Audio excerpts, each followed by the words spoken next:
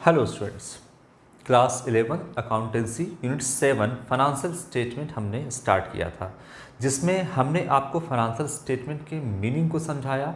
Financial statement का क्या objective है, नीड है या क्या इंपॉर्टेंस है, इसके बारे में हमने डिस्कस किया। साथ ही साथ यूज़र्स ऑफ अकाउंटिंग किसे कहते हैं ये भी हम लोगों ने डिस्कस किया था। यूज़र्स ऑफ अकाउंटिंग जो है हमने यूनिट नंबर 2 में भी डिटेल में इसके बारे में डिस्कशन किया है, तो वही जो है आपका थोड़ा सा यहाँ पर मैंने रिवाइज करवा दिया। तो फाइनेंशियल स्टेटमेंट जो है हम पढ़ रहे हैं यहाँ पर सोल प्रोप्राइटरशिप का, जिसमें दो स्टेटमेंट आता है। एक आपका इनकम स्टेटमेंट जिसे हम trading and profit and loss account कहते हैं, जिससे बिजनेस के प्रॉफिट एंड लॉस का पता चलता है। दूसरा स्टेटमेंट इसमें हम प्रिपेयर करते हैं बैलेंस शीट। बैलेंस शीट से बिजनेस के फाइनेंशियल पोजीशन का पता चलता है। तो फाइनेंशियल स्टेटमेंट में दो स्टेटमेंट आ गया आपका, एक trading and profit and loss account और दूसरा आपका बैलेंस शीट, है ना। एक इनकम स्टेटमेंट और एक बैलेंस शीट। इसके बाद जो हम लोगों ने डिस्कस किया था वो ट्रेडिंग अकाउंट जो है किसे कहते हैं, ये डिस्कस कर लिया है, उसके फॉर्मेट को समझ लिया है, और इस पर हमने एक क्वेश्चन भी आपको सॉल्व करके दिखाया कि किस तरीके से ट्रेडिंग अकाउंट प्रिपेयर करते हैं। Trading account and profit and loss account, जिससे बिजनेस के प्रॉफिट एंड लॉस का पता चलता है। Trading and profit and loss account, तो ट्रेडिंग अकाउंट अलग है, प्रॉफिट एंड लॉस अकाउंट अलग है, जिसको हम एक ही फॉर्मेट में बनाते हैं। ट्रेडिंग अकाउंट जो रिलेटेड होता है वो फैक्ट्री से रिलेटेड होता है, यानी जितना भी फैक्ट्री का एक्सपेंस होता है, जो जिसे हम डायरेक्ट एक्सपेंस कहते हैं, वो सारा ट्रेडिंग अकाउंट में आता है। और जो आपका इनडायरेक्ट एक्सपेंस है वो आपका प्रॉफिट एंड लॉस अकाउंट में आएगा, जिसे हम आगे डिस्कस करेंगे। ठीक है, तो ये हो जाएगा। और बैलेंस शीट के बारे में जहाँ तक बात है, तो बैलेंस शीट जब हम अकाउंटिंग इक्वेशन पढ़ रहे थे यूनिट नंबर 3 में, तो उस समय अकाउंटिंग इक्वेशन पर ही बेस्ड आपका बैलेंस शीट था, यानी अकाउंटिंग इक्वेशन का दूसरा नाम आपका बैलेंस शीट इक्वेशन भी है। तो वहाँ पर हमने बैलेंस शीट भी बनाना सीखा था। तो वहाँ पर जो बैलेंस शीट सीखा था अकाउंटिंग इक्वेशन के थ्रू, यहाँ पर हम जो बैलेंस शीट बनाएंगे वो ट्रायल बैलेंस आपका गिवन रहेगा। ट्रायल बैलेंस की मदद से हम trading and profit and loss account and balance sheet prepare करेंगे, आगे देखेंगे कैसे। तो इसमें दो चीज़ हम करेंगे, एक financial statement without adjustment and with adjustment, दोनों का सवाल देखेंगे, जिसमें सारा अकाउंटिंग कंसेप्ट आपका काम आने वाला है। मैचिंग कंसेप्ट, एक्यूरेट कंसेप्ट, ये सब कुछ आपका यहाँ पे काम आएगा, ये सबको आपको ध्यान में रखना है। फिलहाल अभी जो है हम डिस्कस करेंगे कॉस्ट ऑफ गुड्स सोल्ड किसे कहते हैं, जो कि हमने यूनिट नंबर 4 अभी हम डिस्कस करेंगे। Adjusted purchase and cost of goods sold किसे कहते हैं, जिसे हम यूनिट नंबर 4 में भी डिस्कस कर चुके हैं, जब हम trial balance and rectification of error आपको बता रहे थे। उस समय कॉस्ट ऑफ गुड्स सोल्ड किस तरीके से निकालते हैं, क्या फार्मूला होता है, और एडजस्टेड परचेस का क्या फार्मूला होता है, ये तमाम चीज़ें हम लोगों ने डिस्कस कर लिया है। तो चलिए एक बार यहाँ पर फिर से इसका रिवाइज करते हैं। अगर ठीक से नहीं समझ में आया तो चलिए इसको हम समझाते हैं। मैंने आपको बताया था कि जब कॉस्ट ऑफ गुड्स सोल्ड या एडजस्टेड परचेज रहेगा तो ट्रेडिंग अकाउंट में क्लोजिंग स्टॉक को नहीं लेंगे, क्योंकि वो एडजस्ट कर लिया गया है। एडजस्टेड परचेज में एडजस्ट कर लिया गया है।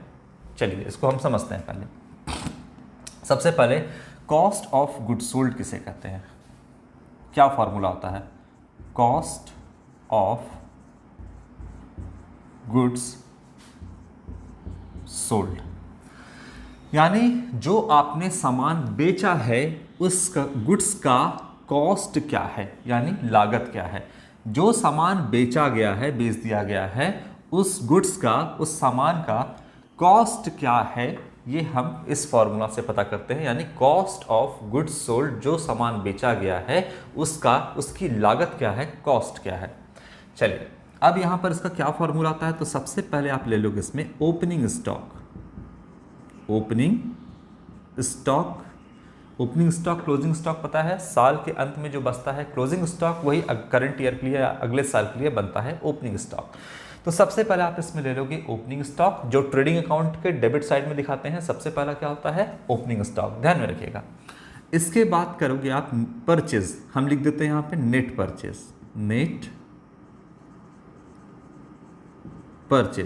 नेट परचेज का मतलब क्या होता है, नेट परचेज का मतलब होता है purchase minus purchase return. Purchase में से जब आप परचेज रिटर्न को माइनस कर देते हो तो वही कहलाता है आपका नेट परचेज। हम डायरेक्ट लिखें यहाँ पे नेट परचेज। तो फॉर्मूला देखते जाओगे, opening stock plus net purchase, purchase minus purchase return यहाँ पे, यानी परचेज जो क्या होगा, परचेज रिटर्न जो माइनस हुआ होगा, रिटर्न जो कर दिया होगा, तो परचेज रिटर्न यहाँ पर परचेज माइनस परचेज रिटर्न को ही नेट परचेज कहते हैं। प्लस क्या करिएगा, जितना भी डायरेक्ट एक्सपेंस है, डायरेक्ट एक्सपेंस हम यहाँ पे सीधा लिखते हैं। डायरेक्ट एक्सपेंस यानी ट्रेडिंग अकाउंट के डेबिट साइड में जो भी आपका आता है वो सारा डायरेक्ट एक्सपेंस होता है। डायरेक्ट एक्सपेंस वो होता है जो डायरेक्टली मैन्युफैक्चरिंग से रिलेटेड होता है गुड्स के। अगर ये एक्सपेंस आप नहीं करोगे तो आपका जो है सामान बन करके तैयार होगा ही नहीं, सामान आपका मैन्युफैक्चरिंग होगा ही नहीं। तो इसीलिए जो सामान की मैन्युफैक्चरिंग पर एक्सपेंस किया जाता है उसे हम डायरेक्ट एक्सपेंस कहते हैं। अब यहाँ पर क्या हो गया, ओपनिंग स्टॉक, इसमें आपने परचेस या नेट परचेस और डायरेक्ट एक्सपेंस, इतने दूर को हम बोलते हैं कॉस्ट ऑफ प्रोडक्शन। यानी opening stock plus net purchase plus direct expense, जितना भी डायरेक्ट एक्सपेंस में क्या क्या आ जाएगा आपका, तो बहुत सारा आपका wages, carriage inward, gas fuel and power, ये सब कुछ आपका डायरेक्ट एक्सपेंस। यानी ट्रेडिंग अकाउंट के डेबिट साइड में जो भी आप लिखते हो वो आपका डायरेक्ट एक्सपेंस है। वेजेस हो गया, कैरेज इनवर्ट हो गया, गैस फ्यूल एंड पावर हो गया, ये सब कुछ आपका डायरेक्ट एक्सपेंस के अंदर आता है। तो ये सब कुछ को आप डायरेक्ट एक्सपेंस में यहाँ पे इंक्लूड करोगे। तो opening stock plus net purchase plus direct expense, इतने दूर को हम क्या बोलेंगे, कॉस्ट ऑफ प्रोडक्शन। यानी जो आपने सामान बनाया है उसका कॉस्ट क्या है, तो opening stock plus net purchase और डायरेक्ट एक्सपेंस। तो मान लो कॉस्ट ऑफ प्रोडक्शन जो है यहाँ से यहाँ तक, कॉस्ट यानी लागत ऑफ किसका, तो प्रोडक्शन का, जो आपने सामान बनाया है, जो उत्पादन किया है सामान का, उसका लागत क्या है। तो मान लो कि इतना दूर जो सामान को, गुड्स को बनाने में 100 रुपया आपने यहाँ पे खर्च किया है ना, ओपनिंग स्टॉक प्लस, तो कॉस्ट ऑफ प्रोडक्शन कितना हो गया, 100 रुपया। ये तो कॉस्ट ऑफ गुड्स सोल्ड नहीं है, ये तो अभी कॉस्ट ऑफ प्रोडक्शन है, यानी 100 रुपया हमने यहाँ पर गुड्स को बनाया। अब इसमें से मान लो आपने यहां पर माइनस क्या कर दोगे, क्लोजिंग स्टॉक, यहां पे माइनस क्या कर दोगे, क्लोजिंग स्टॉक। जैसे ही इसमें से आपने माइनस किया क्लोजिंग स्टॉक, तो कॉस्ट ऑफ प्रोडक्शन बताइए, यहां से यहां तक कॉस्ट ऑफ प्रोडक्शन कितना है आपका, 100 रुपया आपका कॉस्ट ऑफ प्रोडक्शन है। जिसमें से साल के अंत में कितना सामान बचा रह गया, तो मान लेते हैं कि ये 20 रुपये का सामान यानी क्लोजिंग स्टॉक जो है वो बचा रह गया। तो 100 रुपये का आपका कॉस्ट ऑफ प्रोडक्शन था, जिसमें से 20 रुपये का क्लोजिंग स्टॉक बचा रह गया। तो बताइए कितने लागत का सामान आपने बेच दिया, 100 में से 20 गया, यानी 80 रुपये का सामान आपने बेच दिया, सोल्ड कर दिया, क्या सामान, गुड्स, उसका लागत क्या था आपका 80 रुपया। क्या हो गया, यहाँ पे इज इक्वल टू लिखो कितना, 80 रुपीज, यही हो गया ना। 100 में से 20 गया तो कॉस्ट ऑफ गुड्स सोल्ड यहां पर कितना हो गया, 80 रुपया। यानी आपने 80 रुपये का सामान, देखिए साल के अंत में 100 रुपये का था आपका, साल के अंत में 20 बचा, तो बेचा कितना, 100 रुपया। ये 100 रुपये क्या है, कॉस्ट है, लागत है, यानी कॉस्ट ऑफ गुड्स सोल्ड। आपने जो सामान बेचा, कितना सामान बेचा, तो देखिए साल के अंत में तो 20 रुपये का आपका सामान बचा रह गया, तो बेचा कितना, 80 का बेचा, यानी सोल्ड कर दिया, क्या बेचा, गुड्स बेचा, तो इसका लागत क्या है, 80 रुपीज, है कि नहीं। तो इसे कहते हैं हम कॉस्ट ऑफ गुड्स सोल्ड, जो आपने सामान बेचा उसका लागत अभी कितना निकला यहां पर, 80 रुपया। क्लियर है बात, कैसे निकला, तो opening stock plus net purchase plus direct expense, ये कॉस्ट ऑफ प्रोडक्शन है, माइनस कर दो इसमें से साल के अंत में जो बच गया, साल के अंत में जो हाथ में बचा रह गया, उसमें जो रह गया तो उसको यहाँ पर क्या कर दो, माइनस कर दो। तो टोटल 100 रुपया था, 20 रुपये का बचा रह गया, तो इसका मतलब 80 रुपये का आपने बेच दिया, 80 रुपये के लागत का सामान आपने बेच दिया। इसी को हम बोलते हैं cost of goods sold. Clear है फॉर्मूला। तो जब भी आप क्वेश्चन में यहाँ पर देखोगे तो आपका दिया रहेगा ओपनिंग स्टॉक मान लीजिए नहीं दिया हुआ है तो हम नेट परचेज लेंगे, या मान लीजिए नेट परचेज में भी परचेज दिया है, परचेज रिटर्न नहीं दिया है तो सिर्फ हम परचेज लेंगे। यहाँ पर हम देखेंगे डायरेक्ट एक्सपेंस कौन कौन सा है, तो यानी ट्रेडिंग अकाउंट के डेबिट साइड में जो भी है डायरेक्ट एक्सपेंस वो सब हम लेंगे, वेजेस लेंगे, कैरेज इनवर्ट लेंगे, गैस फ्यूल एंड पावर लेंगे, ये सब कुछ हम लेंगे। जो भी इनडायरेक्ट एक्सपेंस है यहाँ पर हम इसको इग्नोर कर देंगे। तो फॉर्मूला आपको समझ में आया, और क्लोजिंग स्टॉक इसमें से माइनस कर देंगे। क्लियर है, तो ये कॉस्ट ऑफ गुड्स सोल्ड का फॉर्मूला बना। इसके बाद है आपका एडजस्टेड परचेज। दोनों का पहले फॉर्मूला समझिए, उसके बाद फिर हम जो है क्वेश्चन आपको सॉल्व करवाएंगे। इसके बाद है एडजस्टेड परचेज, अगर क्वेश्चन में दिया रहे तब क्या करेंगे।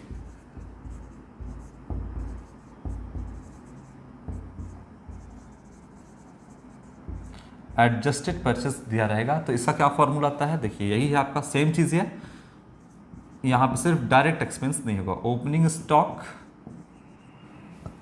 प्लस यहाँ पर हो गया आपका परचेज, नेट परचेज,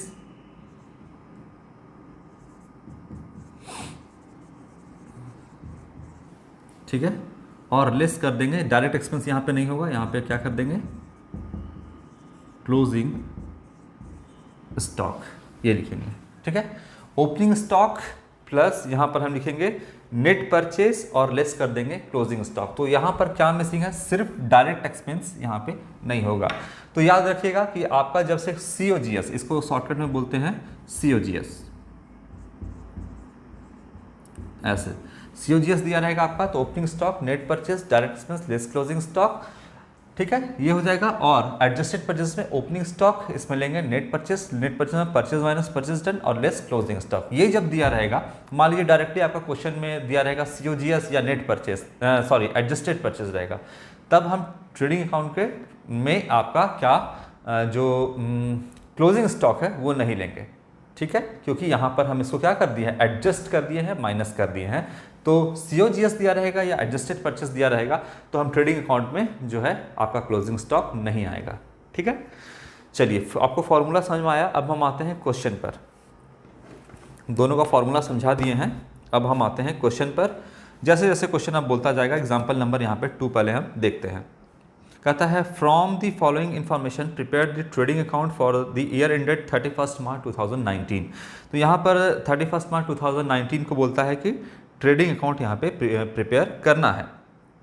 देखिए, अब आपका यहाँ पे लिखा हुआ है एडजस्टेड परचेज है 24 लाख का, फ्रेट एंड कैरेज इनवर्ड 20,000 है, फ्रेट एंड कैरेज आउटवर्ड 15,000 है, वेजेस 1,70,000 है, फ्यूल एंड पावर 30,000 है, ऑफिस रेंट है आपका 18,000 और ट्रेड एक्सपेंसेस है 10,000, सेल्स है 30 लाख एंड क्लोजिंग स्टॉक है आपका 1,50,000 रुपीज़। चलिए, तो इसकी मदद से हम क्या बनाएंगे, ट्रेडिंग अकाउंट बनाते हैं। चलिए, ट्रेडिंग अकाउंट सिर्फ for the year ended, for the year ending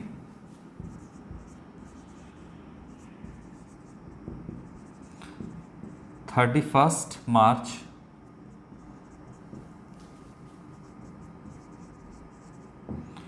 2019।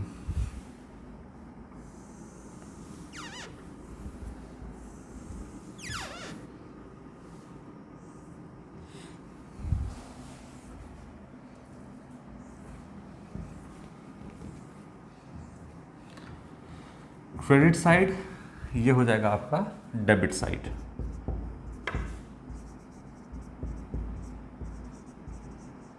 Particulars amount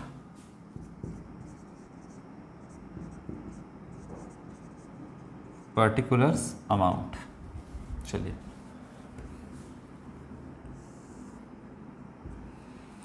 देखिए यहां पर अब आपका लिखा हुआ है एडजस्टेड परचेज, सबसे पहले दिया हुआ है 24 लाख रुपीज़। एडजस्टेड परचेज कितना दिया है, 24 लाख रुपीज़। अब यहाँ पर हम क्या लिखेंगे, सबसे पहले देखिए यहाँ लिखते थे ओपनिंग स्टॉक, यहाँ क्या लिखते थे, opening stock plus net purchase यानी परचेज माइनस परचेज डन और जितना भी डायरेक्ट एक्सपेंस था। यहाँ पे दिया क्या है, एडजस्टेड परचेज आपका दिया हुआ है, तो यहाँ पर हम 2 लिखेंगे,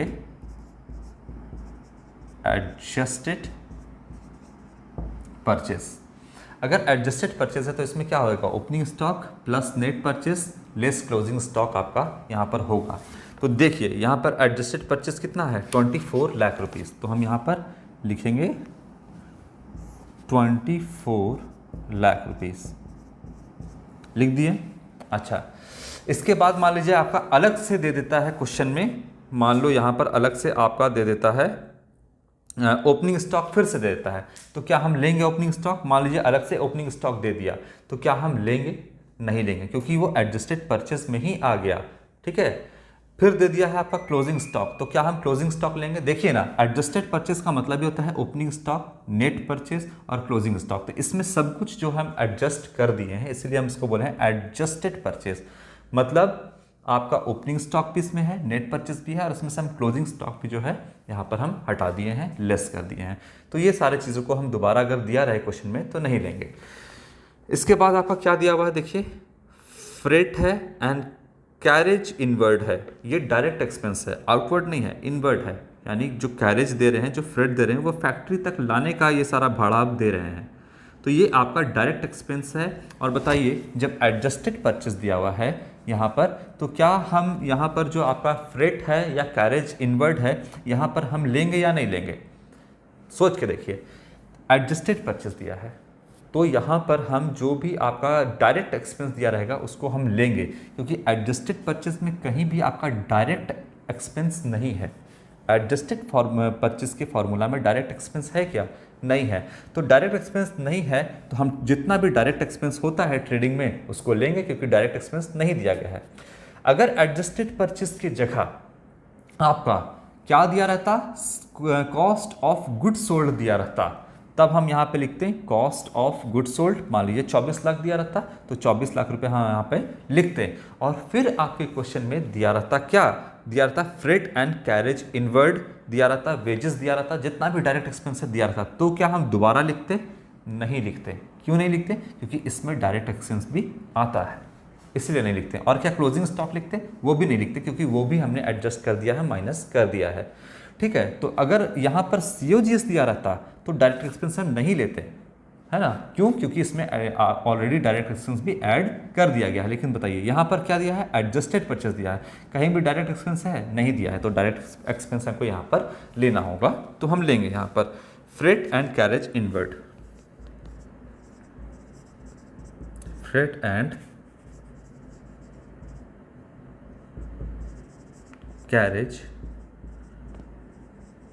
इनवर्ड्स कितना है?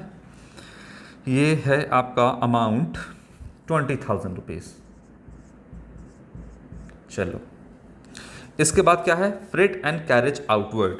भाड़ा दिया है सामान को फैक्ट्री तक लाने का। दूसरा है आउटवर्ड, मतलब भाड़ा दिया है दुकान से, शोरूम से कस्टमर के घर तक पहुंचाने तक, उसको बोलते हैं कैरेज आउटवर्ड। तो ये जो है आपका प्रॉफिट एंड लॉस अकाउंट के डेबिट साइड में आएगा, इनडायरेक्ट एक्सपेंस है, इसको हम ट्रेडिंग अकाउंट में नहीं लेंगे। क्लियर है? आगे फ्यूल एंड पावर, अच्छा, इसके बाद है आपका वेजेस। वेजेस लेंगे, वेजेस जितना भी डायरेक्ट एक्सपेंस है हम लेंगे, क्योंकि एडजस्टेड परचेज दिया है। कितना है वेजेस आपका? वेजेस जो है 1,70,000 रुपये आपका यहाँ पर दिया है। 1,70,000 वेजेस हम यहाँ पर लेंगे। तो जितना भी डायरेक्ट एक्सपेंस है आप उसको लेते जाना है यहाँ पर। चलो, इसके बाद है आपका fuel and power 2। Direct expense है, कहाँ इस्तेमाल होता है? फ्यूल एंड पावर, फैक्ट्री में। डायरेक्ट एक्सपेंस है फ्यूल एंड पावर, है कितना आपका? 30,000 रुपीज़ आपका यहाँ पर है। चलो, इसके बाद फ्यूल एंड पावर के बाद ऑफिस रेंट है। ऑफिस रेंट 18,000 रुपीज़ है। ऑफिस रेंट जो है वो ऑफिस का एक्सपेंस है, फैक्ट्री का एक्सपेंस नहीं है, इनडायरेक्ट एक्सपेंस है, प्रॉफिट एंड लॉस के डेबिट साइड में जाएगा, ट्रेडिंग अकाउंट में ये नहीं आएगा। फिर आपका ट्रेड एक्सपेंसेस है। ट्रेड एक्सपेंस भी आपका क्या है? P&L का हिस्सा है, ये आपका इनडायरेक्ट एक्सपेंस है, प्रॉफिट एंड लॉस अकाउंट में चला जाएगा। फिर आपका सेल्स दिया हुआ है 30 लाख रुपीज़ का, तो सेल्स यहाँ पे हम लेंगे बाय सेल्स। अच्छा, सेल्स में क्या कोई सेल्स रिटर्न भी दिया है? नेट सेल्स दिया हुआ है? नहीं दिया हुआ है। तो ठीक है, सीधा हम ले लेंगे। जब रिटर्न नहीं दिया हुआ है तो हम सीधा यहाँ पे क्या ले लेंगे? जो सेल्स का अमाउंट दिया हुआ है 30 लाख रुपीज़, वो हम ले लेंगे। फिर लास्ट में दिया है क्लोजिंग स्टॉक। अब हम यहाँ पे क्लोजिंग स्टॉक लेंगे? क्लोजिंग स्टॉक अब हम नहीं लेंगे। क्यों नहीं लेंगे? क्योंकि एडजस्टेड परचेज में हमने यहाँ पर क्लोजिंग स्टॉक को माइनस कर दिया है। जब हमने एडजस्टेड परचेज में क्लोजिंग स्टॉक को माइनस कर दिया है तो दोबारा क्लोजिंग स्टॉक को लेने की गलती नहीं करें तो ज़्यादा बेहतर है। क्यों? क्योंकि क्लोजिंग स्टॉक को अगर आप दोबारा ले लोगे तो फिर इसका डबल इफेक्ट आपको देखने को मिल जाएगा। देखिए, एडजस्टेड परचेज में ही आपका क्या है? ओपनिंग स्टॉक भी है, इसमें ही आपका ओपनिंग स्टॉक भी है, इसमें आपका नेट परचेज भी है और इसमें से क्लोजिंग स्टॉक माइनस किया हुआ है। अगर आप यहाँ पर दोबारा क्लोजिंग स्टॉक दिखा देते हो तो क्या एक बार तो यहाँ से माइनस हो ही गया है, फिर आप एक बार यहाँ पर दिखा दोगे तो ये गलत हो जाएगा। अगर यहाँ पर opening stock plus net purchase दिया रहता, क्लोजिंग स्टॉक को एडजस्ट नहीं करता तो हम यहाँ पे लिखते।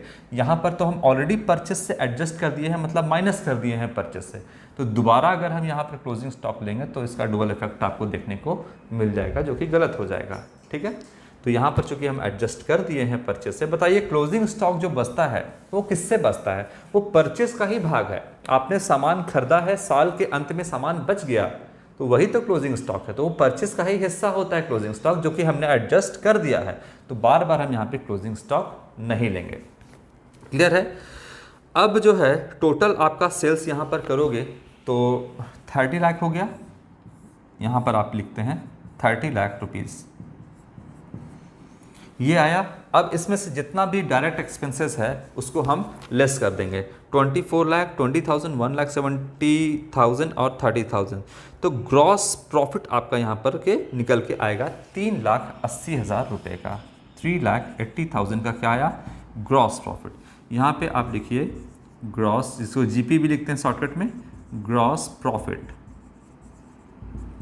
लिख दीजिए। Transferred to profit and loss account, ये हम कहाँ ट्रांसफ़र कर देंगे? तो प्रॉफिट एंड लॉस अकाउंट में जो है हम इसको ट्रांसफ़र करेंगे। क्लियर है बात यहाँ पे? तो इसको हम ट्रांसफ़र कर देंगे प्रॉफिट एंड लॉस अकाउंट में। ठीक, तो टोटल कितना हो गया यहाँ पर? 30 लाख रुपीज़। क्लियर हो गया बात? ग्रॉस प्रॉफिट है ये। अभी ये पैसा जो आपका आया है ये अभी ऑनर अपने पॉकेट में नहीं रख सकता है, क्योंकि अभी उसको ऑफिस का एक्सपेंस जो है वो देना बाकी है।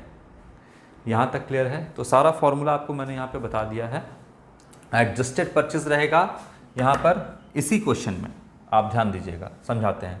इसी क्वेश्चन में अगर आपका एडजस्टेड परचेज जो कि बताए हैं, सारा डायरेक्ट एक्सपेंस हमने यहाँ पर लिया है। जितना भी डायरेक्ट एक्सपेंस है हमने यहाँ पर इसको लिया है। अगर यहीं पर, ये तो क्वेश्चन क्लियर है, अगर यहीं पर दिया रहता COGS अगर यहाँ पर दिया रहता तो ये सारा डायरेक्ट एक्सपेंस हम नहीं लेते हैं, क्योंकि वो ऑलरेडी फॉर्मूला में इंक्लूडेड है।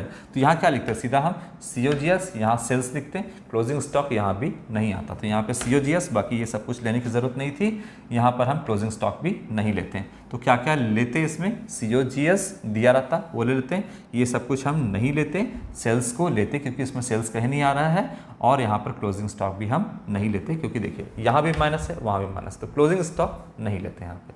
ठीक है, आगे क्वेश्चन आएगा तो फिर हम आपको और समझाएंगे।